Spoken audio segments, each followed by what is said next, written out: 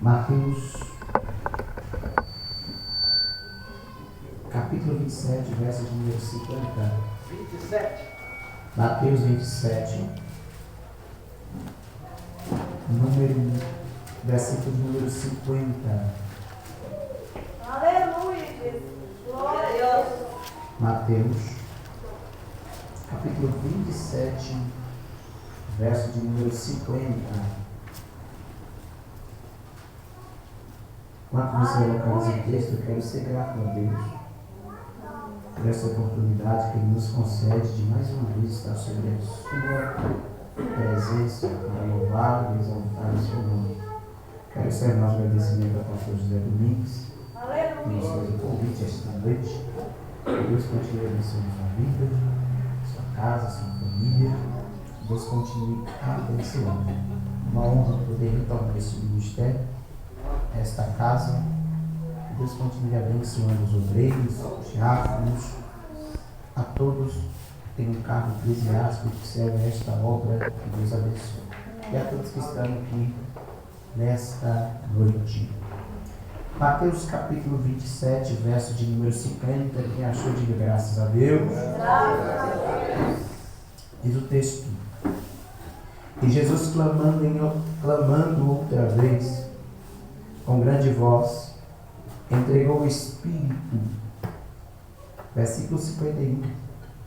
E eis que o véu do templo se rasgou em dois de alto a baixo. Tremeu a terra, fendeu-se as pedras, abriram os sepulcros, e muitos corpos dos santos que dormiam foram ressuscitados. Verso de número 53, eu prometo que eu encerro aqui. E saindo do sepulcro depois de ressuscitar, entraram na cidade santa e apareceram a muitos. Amém? Amém. Se assente por gentileza. Glória. Glória a Deus.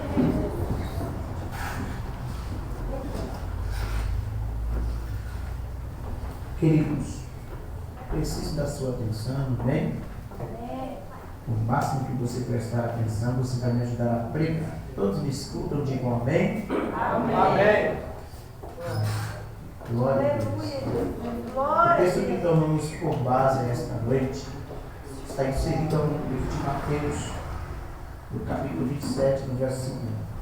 Mateus é o primeiro evangelho do Novo Testamento, onde se padroniza e se encaixa entre os evangelhos sinóticos, que são Marcos, Lucas e Mateus.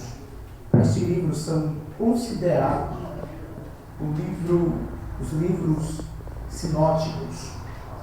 A história aqui retrai acerca de Cristo, da sua ascensão, da sua morte, da sua vinda, e de tudo que Cristo fez sobre esta terra quando estava com vida e também quando ressuscitou e se apresentou para os discípulos. Após a sua morte de cruz, sendo sepultado, terceiro ressuscitado, para deixar baixinho, sendo ressuscitado e logo após sendo elevado aos céus. A história e o texto que eu quero pregar e a mensagem que eu venho trazer a vocês essa noite não se inicia onde lemos, e é por isso que eu necessito e sou carente da sua atenção. Se puder baixar o fundo mais um pouquinho, só para acompanhar. Tá bom, obrigado. Está relacionado entre a queda de Adão e a queda de Eva, porque após o pecado e após a queda de Adão e a queda de Eva, ambos são expulsos do jardim. Eles abrem a porta para a entrada do pecado e também a entrada da morte. A história narra dizendo que após ambos serem expulsos, eles agora que viviam em um jardim, aonde viveriam eternamente, aonde habitariam todos os dias de sua vida, e aonde serviriam a Deus. Após a sua desobediência, eles são lançados para fora, e após abrir-se a porta do pecado e a porta da morte, porque o salário do pecado é a morte. Então ambos são elevados para fora, e o pecado reina sobre a face da terra, e a morte também reina-se sobre a terra. É por isso que todos os homens nascem, vivem e morrem, e depois são sepultados. Então a morte está reinando sobre a terra, o pecado está reinando sobre a terra. Segundo as cartas aos Hebreus, o pecado ele reinou de Adão até Moisés, porque antes que Deus estivesse entregado a lei para Moisés, o pecado reinava, a morte reinava. Mas após a instrução de Deus para Moisés, de entregar a lei, de entregar os estatutos, o povo já não vive sem lei, o povo já não vive sem mandamento, o povo agora segue uma risca, porque Deus é santo, e Deus precisava que o povo que ele escolheu também fosse santo. Deus olhando para a terra e vendo que o povo vive, mas vive conforme as suas vontades e os seus próprios interesses, ele estabelece leis sobre o povo. E a história diz que após a estabeleção de uma lei, o pecado já não reina mais e a morte também não reina mais, Adriel. Mas ainda há pecado, mas ainda há morte. Só que eu quero relatar um negócio e que me chamou a atenção.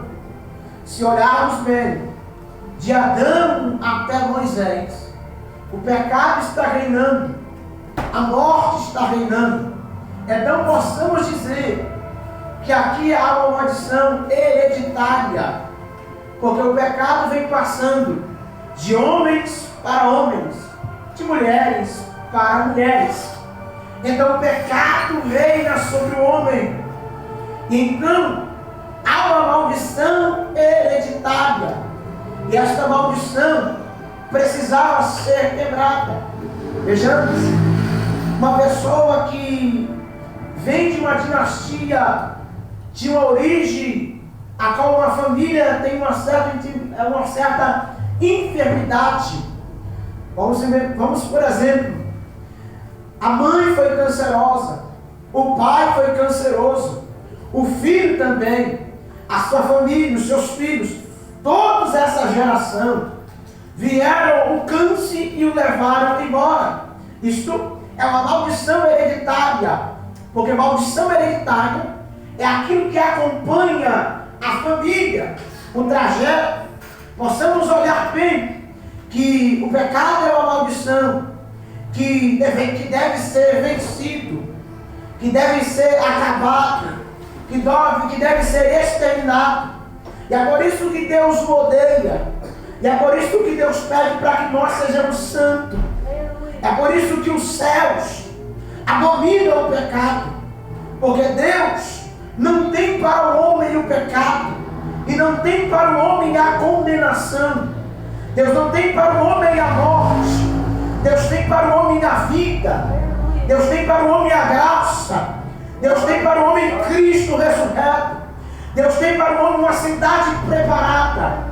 Jesus não tem para o homem males, ou perdição, ou uma vida de tristeza, ou uma vida de enfermidade. Jesus não tem isso para a sua igreja.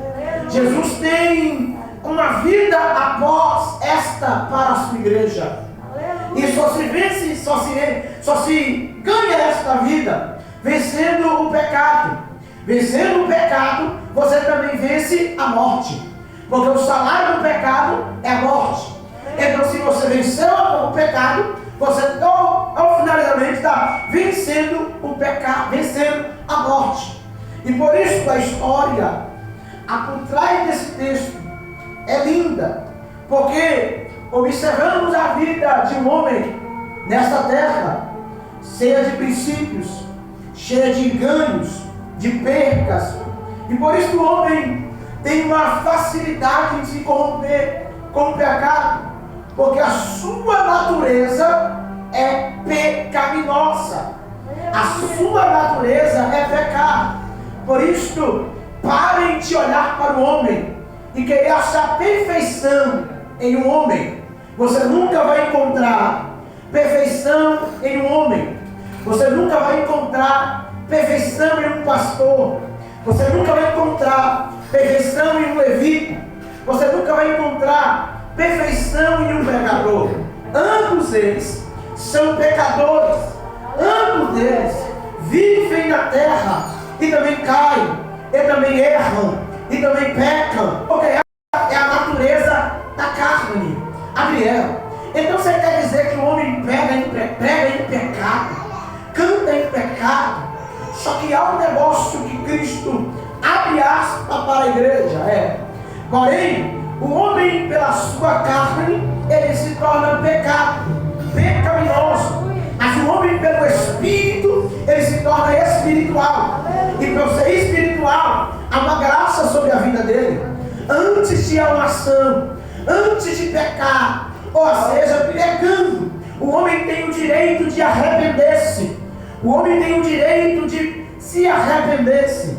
A diferença entre quem vive pecando, para quem se arrepende é simples. Quem vive pecando ama o pecado, ama a iniquidade. Mas quem tem a graça abomina o pecado. Por isso eu criei uma frase em meu coração: inimigos do pecado e amigos da graça. Adriano, não estou entendendo que você quer pregar ainda para mim. Porém o homem viveu em uma vida de pecado. O tráfico era a sua vida, a prostituição era a sua vida, a sua família vivia em um centro de candomblé, fazia macumba para outros, para aqueles, para si, e o pecado reinava sobre a face da terra. Só que, como eu disse, de Adão até Moisés, o pecado está reinando. E Moisés aqui é uma tipologia de Cristo. Moisés é um pastor que guia o povo de uma cidade pecaminosa, de um lago de enxofre, para uma terra prometida. E o homem, quando achou, o diabo, quando achou que o homem já estava condenado ao inferno, aí que Mateus capítulo 1, no verso 18, diz que Maria, a mulher de José, está grávida daquele que se chama o Cristo, Jesus. E esse Cristo é o que vive 33 anos e tem apenas um ministério curto de 3 anos nessa terra. Com Cristo, ele abraçava os pecadores. Com Cristo, os paralíticos saltavam da cadeia. Com Cristo, os cegos enxergavam. Com Cristo, os mudos falavam. Com Cristo, os surdos voltavam a ouvir. Com Jesus, o impossível era possível. Com Jesus, o difícil se tornava fácil. Porque ele era o Filho de Deus. E sobre o nome dele tinha toda a autoridade. Os demônios eram sujeitos ao seu nome. Os demônios fugiam dele.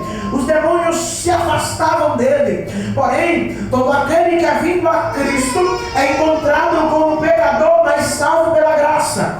Por isso, todos aqueles que vêm a Cristo têm uma oportunidade de se arrepender do seu pecado, mudar de vida e ter o direito da salvação eterna. Adriel, eu não entendi até agora o que você quer pregar. É que nós vivíamos, pastor Adriel, em uma vida de pecado. É que nós vivíamos em uma vida de prostituição. É que nós vivíamos em uma vida de erros, de delitos, de pecados.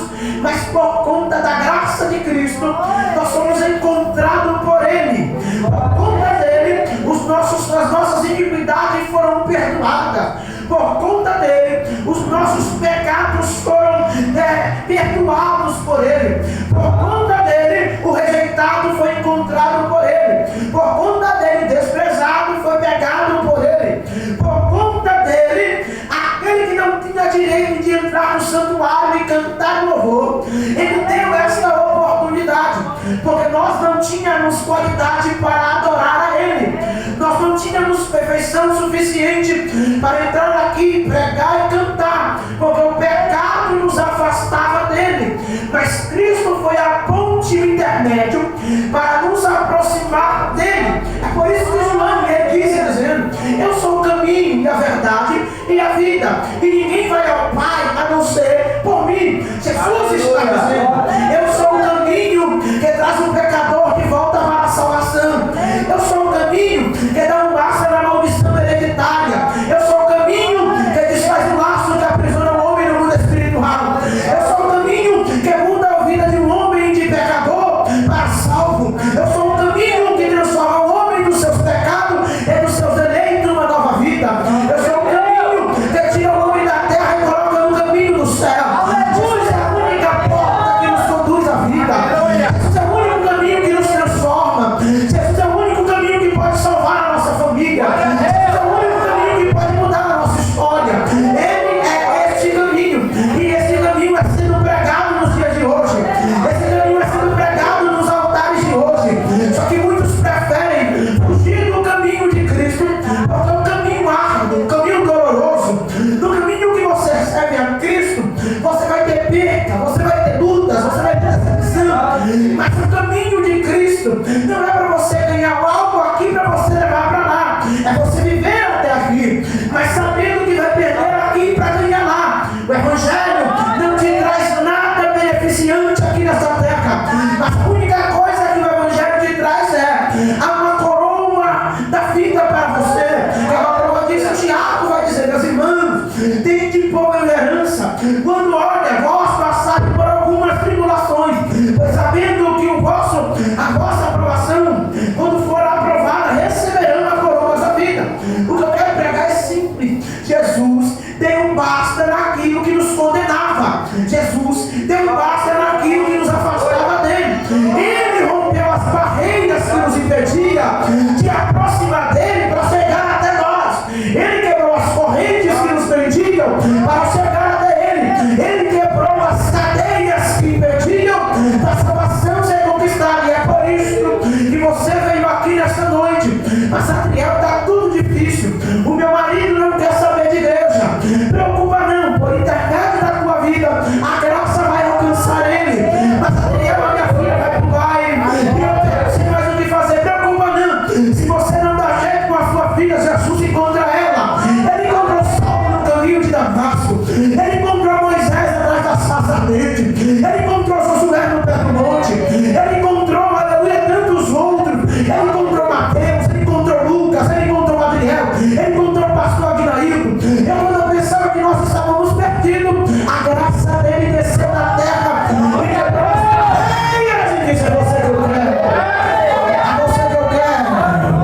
É você que eu quero. Não há nada difícil para Deus que ele não faça. Não há nada difícil para que os céus não façam. E eu preguei um tema que é quebra de maldição. E a maldição foi quebrada. Quebrada como Adriel, pelo homem que subiu as vias dolorosas de Jerusalém, subiu até o madeiro, tomou sobre ele todo o nosso pecado, levou prego sobre as mãos, levou chicotada, mas ele quebrou a maldição que nos condenava ao inferno e nos levou para a vida eterna.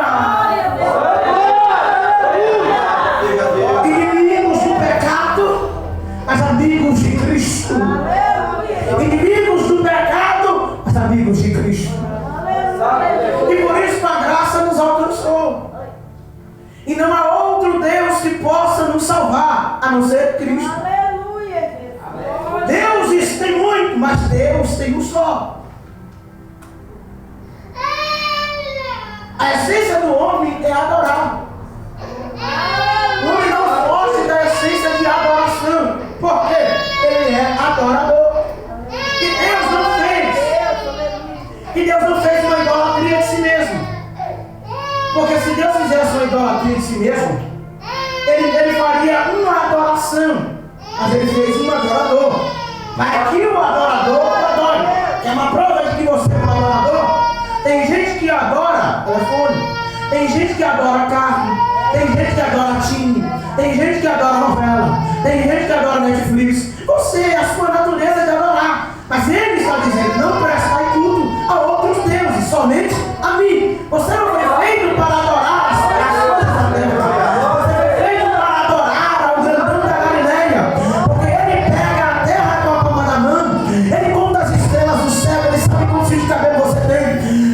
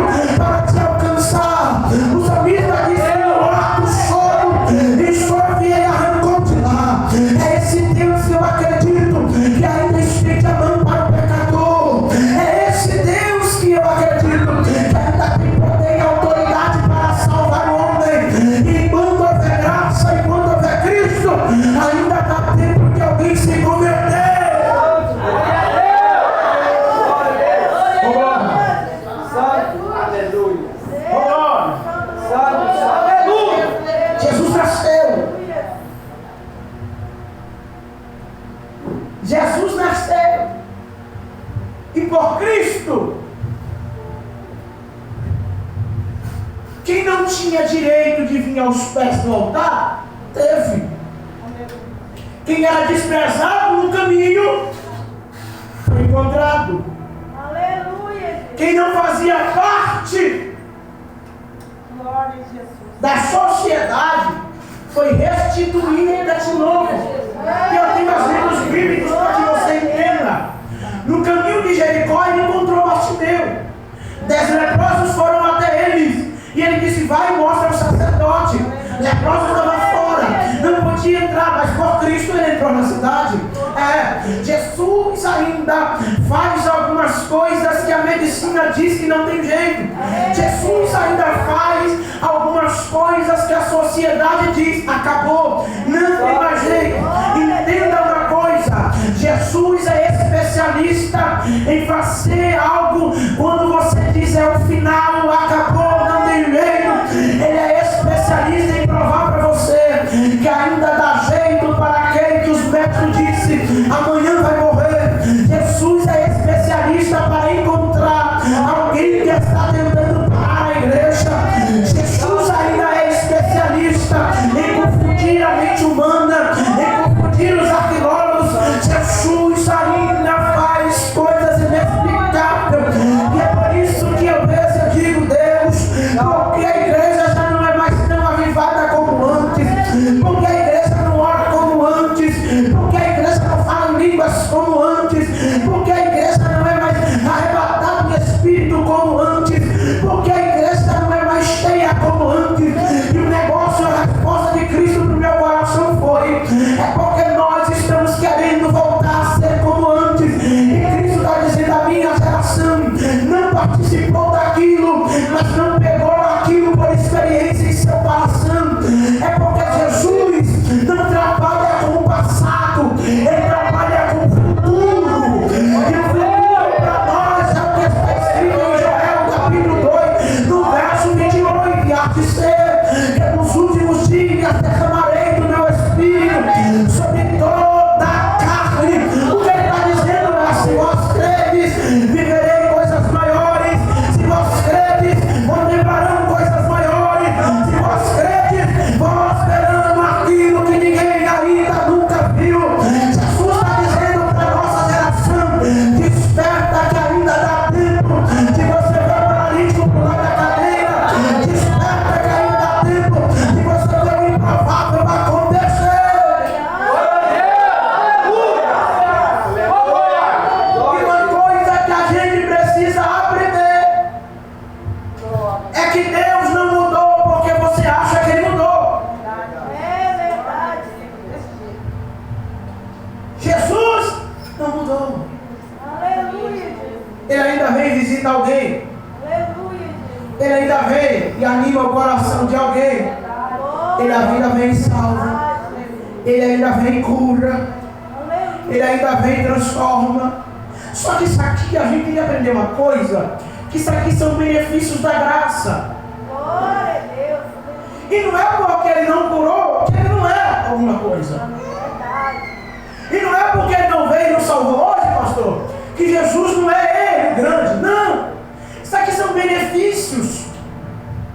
Revelar algumas coisas, revelações, são benefícios da graça. Dom de cura são benefícios da graça. Isso são benefícios.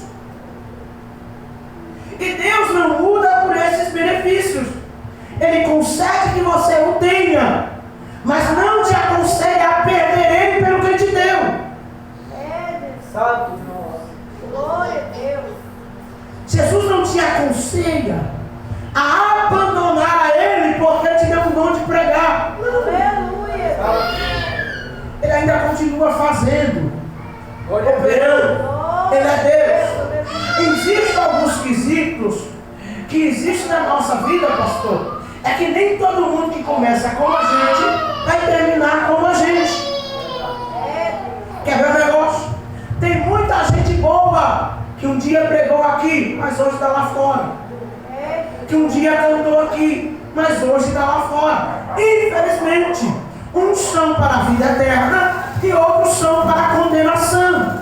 Mas se Cristo quiser salvar ele, Jesus salva. Porque ele rompe as barreiras, ele quebra as maldições, ele quebra os grilhões. Ainda que o homem corra para o mais alto e baixo da terra, lá Cristo está. Ainda que ele grite, montes caiam sobre nós e fujamos da ira do rei, do grandão, ele ainda é Deus. Se procurarmos mais, ele está lá. Jonas disse: eu desci até as profundezas e clamei ao Senhor, e ele me ouviu no ventre do peixe. Ele desceu às regiões mais baixas da terra. Acima no céu não há outro que nem ele. Na terra não há governador. E eu descobri, pastor Aguinailton, porque a lua e o sol não tem na cidade santa. É simples. Porque a lua foi feita para governar a noite. E o sol foi feito para governar o dia. Então ambos são governo.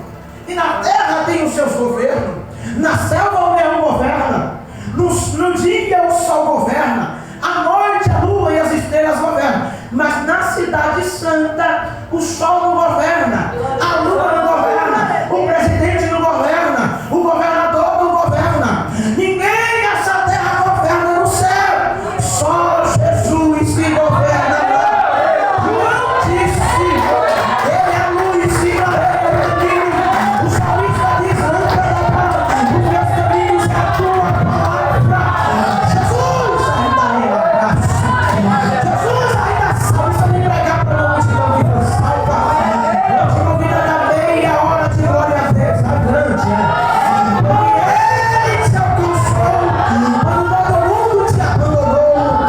E ele te libertou quando você estava condenado. Foi ele.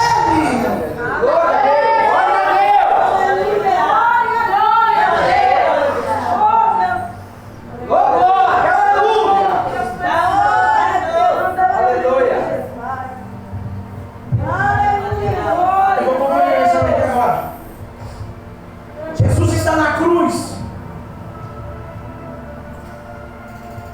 E a palavra que Cristo libera é: Pai, a ti eu entrego o meu espírito. Primeiro, não foi o diabo quem tirou a vida de Cristo.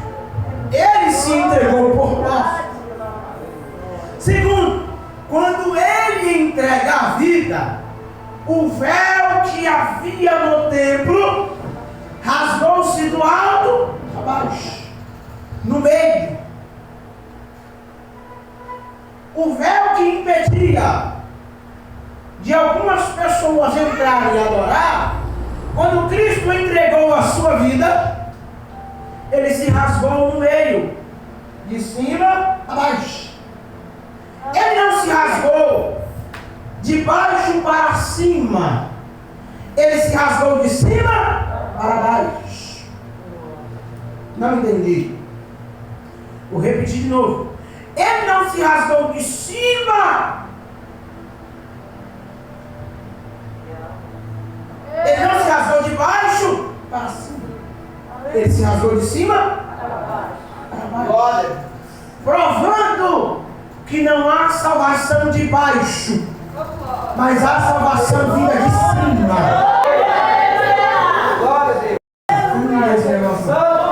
Vou liberar de novo. Ele está provando que quem está embaixo não pode salvar ninguém, mas quem vem de cima tem poder para salvar ninguém. E foi por isso que quando o véu se rasgou, a terra tremeu, os sepulcros se abriram e os que estavam mortos pularam para fora do sepulcro. E é por isso que ele vem montado num cavalo branco, e a trombeta vem tocando em seguida, e a igreja é levada às nuvens. E por isso que os sepulcros se abrem, é porque a salvação ainda vem de cima. A esperança da igreja está em cima. A esperança cima. É por isso que Davi gritou: eleva os meus olhos para os montes, de onde virá o meu socorro? Meu socorro vem do Senhor, que fez os céus e a terra. Veja para mim, encerrar o sermão.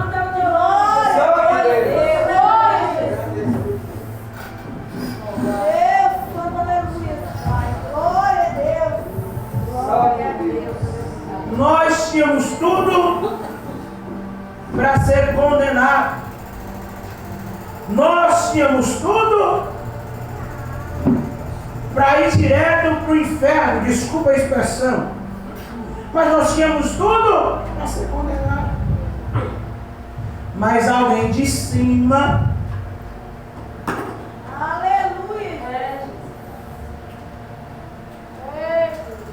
quando Deus enviou Abraão, é o pai da fé. Mas quando chegou no Egito, ele mete. Deus chamou Moisés, e o mais grosso da Bíblia comete um homicídio. Deus achou Davi legal, mas o homem segundo o coração de Deus comete um adultério. Aí quando Deus, parece que eu vejo Deus, isso aqui é lindo. Parece que eu vejo Deus, já enviei todo mundo, não tem mais jeito. Ele gritou: eu vou. Não foi os anjos, não foi o mais bonitinho da terra, foi ele que disse: eu vou. E ele desceu na barriga de uma mulher virgem, porque a promessa de Gênesis 3,15 tem que se cumprir. A semente dela esmagará a cabeça da serpente.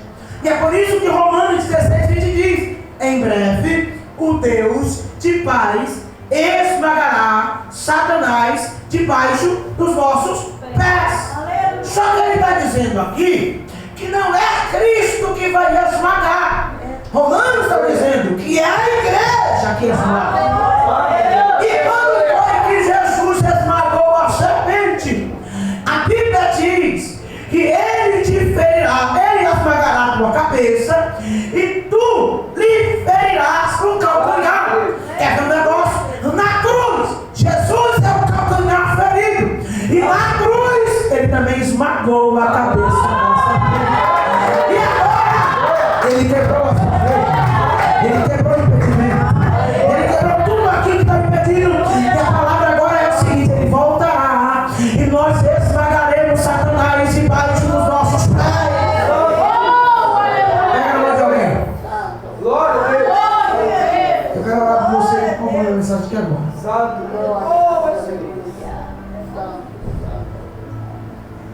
Curva a tua cabeça.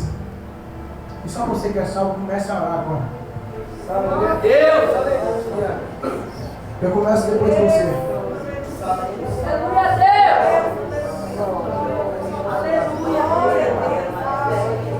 Eu tenho 5 minutos.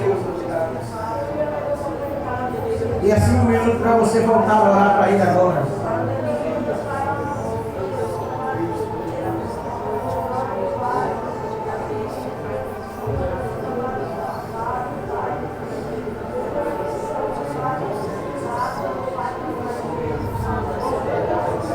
Ele quer ouvir tua voz agora. Sabe aquela sede que há no teu coração e você não tem coragem de fazer? Dá para ir agora. Quebra o protocolo nessa noite. Quebra o protocolo agora.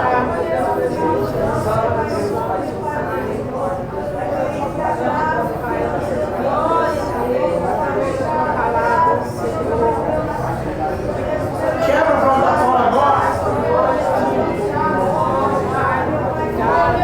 Aumenta o fogo, gente.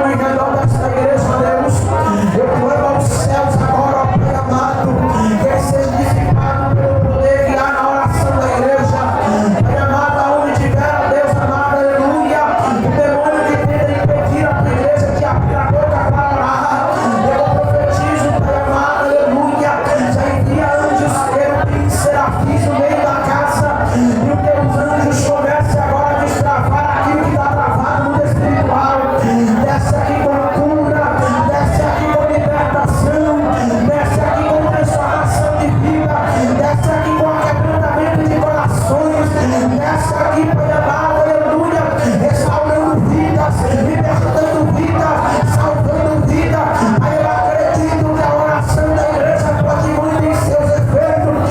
Pai, eu acredito, Pai, aleluia, que as barreiras estão sendo quebradas agora.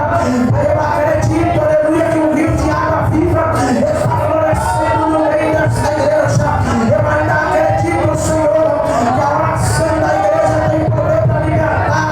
Eu tenho acredito, Deus, enquanto a igreja ora, nós visitamos agora a oração, visita as cadeias, a oração visita o hospital, a oração visita as esquinas, a oração visita as favelas, a oração visita quem está no baile funk. Enquanto a igreja ora, as cadeias são quebradas, as correntes são quebradas.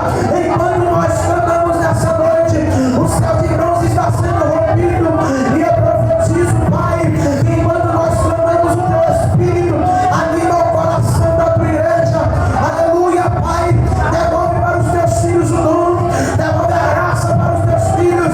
Eu profetizo que quem não fala em língua vai falar em língua, e quem não sente a presença vai sentir a presença, e quem não orava vai voltar a orar, e quem não cantava vai voltar a cantar, e quem não pregava vai voltar a pregar. Eu profetizo no meio da igreja, aleluia, que há poder, que há graça, que há manifestação e que a glória de Deus encherá esta casa.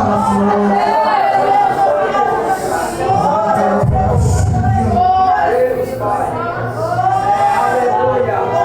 Glória a Deus agora. Glória a Ele agora. Glória a Ele.